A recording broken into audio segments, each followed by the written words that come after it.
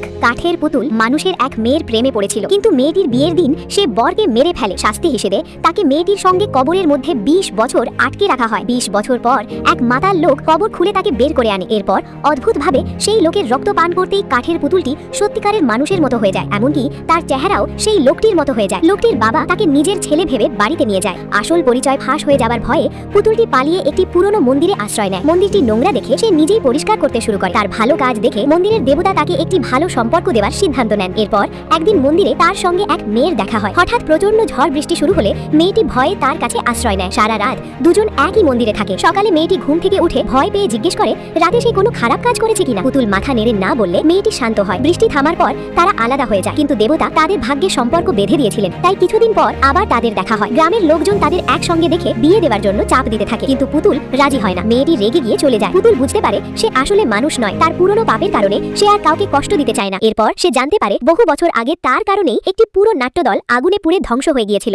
এমনকি সেই দলের মালিকের মেয়েও মারা গিয়েছিল। নিজের অপরাধের কথা শুনে পুতুল ভেঙে পড়ে। সে নদীতে ডুবে মরতে চাইলেও কাঠের শরীরের কারণে ডুবতে পারল না, তাই নিজেকে আগুনে পুড়িয়ে শেষ করতে যাচ্ছিল। ঠিক তখন এক দেবতা এসে তাকে থামিয়ে দিলেন। দেবতা বললেন, তোমার পাপের শাস্তি হিসেবে তোমাকে 49 দিন সময় দেওয়া হলো। এই সময় মানুষের উপকার করো, তাদের সুখ দাও, ভালো কাজের মাধ্যমে নিজের পাপের প্রায়শ্চিত্ত করো। পুতুল নতুন করে বাঁচার সিদ্ধান্ত নিল।